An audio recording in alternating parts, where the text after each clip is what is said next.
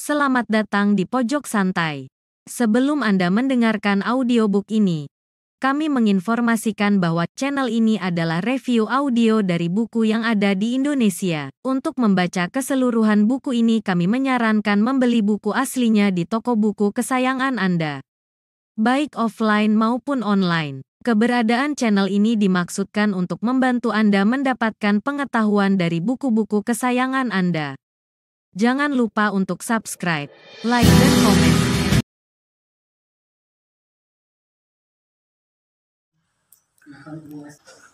Selamat datang di Pojok Santai, channel khusus yang membahas komik dan novel dengan cara asing.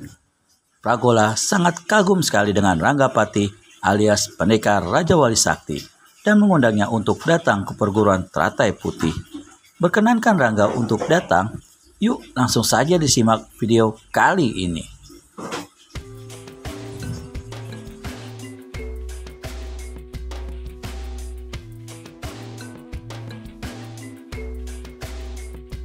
Rangga mengeluh dalam hati, sebabnya dia harus menunggang kuda semalaman.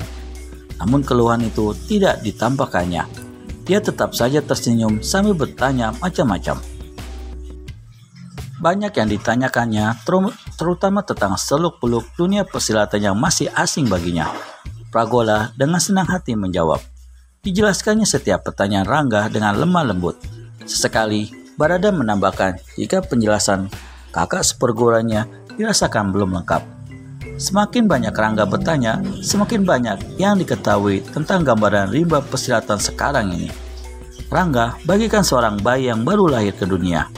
Dia masih perlu belajar banyak mengenai dunia bertualang sambil bertanya pada siapa saja yang berbaik hati memberi keterangan kepadanya, seperti layaknya murid-murid perguruan Teratai Putih. Dalam pengembaraannya mencari sarang gerombolan Panji Tengkorak, Rangga beberapa kali harus bentrok dengan tokoh-tokoh berilmu tinggi anggota gerombolan itu. Nama pendekar Raja Wali Sakti makin dikenal. Di samping itu, dia juga jadi momok yang menakutkan bagi orang-orang rimba persilatan beraliran hitam. Kini pendekar Raja Wali Sakti bagaikan sebuah pelita yang menerangi tokoh-tokoh aliran putih. Dalam waktu singkat, nama pendekar Raja Wali Sakti sudah terpatri erat di hati semua orang. Bahkan Sakalintang sendiri tak pernah melupakan pendekar tampan itu. Dalam pandangan pertamanya, dia merasa sedikit kasmaran. Makanya, setiap kali pendekar Raja Wali Sakti bentrok dengan orang-orang Panji Tengkorak, dia tidak ingin melibatkan diri. Dia seperti menghindar dari kemungkinan bentrok. Rangga menarik tali kekang kudanya ketika melewati pinggir hutan dadakan. Telinganya yang tajam tiba-tiba mendengar denting senjata beradu. Nyata bahwa suara itu berasal dari suatu pertarungan. Rangga segera melompat dari kudanya. Dengan menggunakan ilmu sayap Raja Wali membelah Mega tingkat pertama, tubuhnya telah melayang di udara menuju arah datangnya suara pertempuran.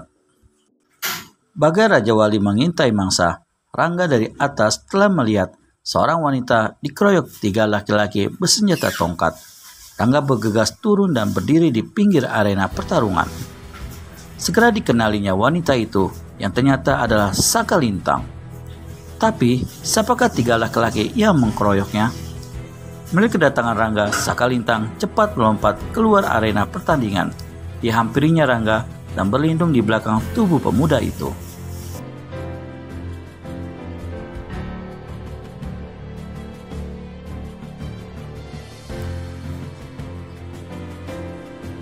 "Tolong, mereka dari Panji Tengkorak," kata Sakalintang dengan suara dibuat memelas.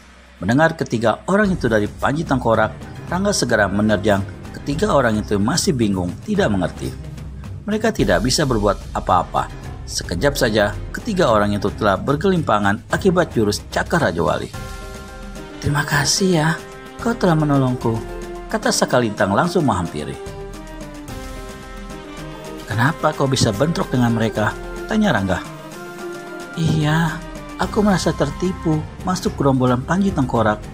Aku ingin keluar, tapi mereka malah ingin membunuhku."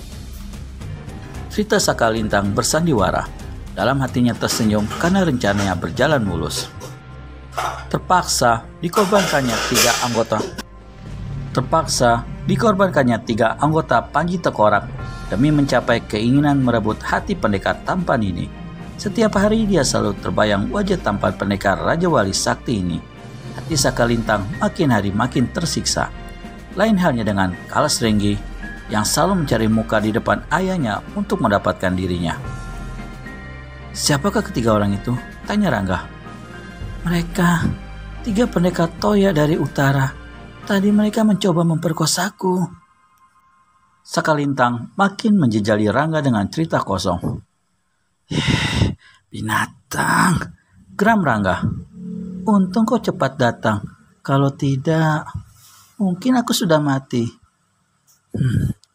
"Kau akan kemana sekarang?" "Aku tidak tahu. Sejak kecil aku hidup sendirian." Rangga menarik napas panjang.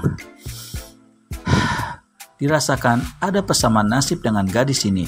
Namun Rangga tidak menyadari kalau dia tengah masuk dalam perangkap yang dibuat Sakalintang. Bukan perangkap nyawa, tapi perangkap asmara. Rangga memang polos. Dia memang belum banyak mengalami liku-liku kehidupan yang mungkin dapat menjeratnya. Apalagi Sakalintang memang cantik. "Aku ikut kamu ya." Sakalintang memohon sambil menggayut-gayutkan tangannya dengan manja ke lengan Rangga. Jangan." Rangga gugup, matanya jelalatan. Seumur hidupnya, baru kali ini dia disentuh wanita. Seketika jantungnya berdetak keras. "Kenapa?" tanya Sakalintang semakin manja. Dia bahkan sudah melingkarkan tangannya ke leher Rangga. Aku... Rangga benar-benar gugup. Sakalintang yang berpengalaman menghadapi laki-laki segera memanfaatkan kegugupan Rangga. Dengan cepat dipagotnya bibir Rangga. Tentu saja pemuda ini jadi gelagapan. Keringat dingin mengucur deras. Inilah rasa takutnya yang pertama. Cepat-cepat dilepaskan pelukan Sakalintang dan lompat 2 tindak ke belakang. Sakalintang memandang dengan senyum menggoda. "Kau pendekar gagah dan tampan. Aku tertarik saat pertama kali melihatmu." Sakalintang tidak malu-malu lagi. Iya, kau memang cantik. Aku juga suka, tapi..." Rangga tidak meneruskan kata-katanya. "Kenapa kita tidak bercinta?" "Hah? Bercinta?" Rangga meneguk ludahnya sendiri. Mendadak tenggorokannya terasa kering. Sakalintang tersenyum melihat kegugupan Rangga. Diletakkannya pedang yang bertengger di punggungnya. Dengan gerakan yang indah, tangannya melolosi pakaian satu persatu. Rangga kian tidak menentu perasaannya. "Celaka!" sentak Rangga tiba-tiba. Tercecer sudah seluruh pakaian Sakalintang di rerumputan. Tubuh indah dan putih mulus itu kini terbuka, tanpa selai benang pun menutupi. Kakinya terayun mendekati Rangga. Namun mendadak, pemuda itu mencelat ke belakang, lalu berlari sekencang-kencangnya menggunakan ilmu peringan tubuh. "Hei, tunggu!" teriak Sakalintang terkejut. Rangga telah lebih cepat menghilang di balik rimbunan pohon. Sakalintang menghentakkan kakinya dengan kesal. Bergegas dikenakan kembali pakaiannya, lalu berlari cepat ke arah Rangga pergi. Di bangsa rumahan yang paling besar di lembah Bangkai, Sakalintang tengah hanyut oleh perasaan malu dan marah. Apa gerangan yang akan dilakukan Sakalintang dengan perasaannya itu? Temukan jawabannya di video selanjutnya hanya di channel Pojok Santai. Segera subscribe dan tekan tombol lonceng untuk mendapat notifikasi video terbaru dari kami. Terima kasih dan sampai bertemu kembali.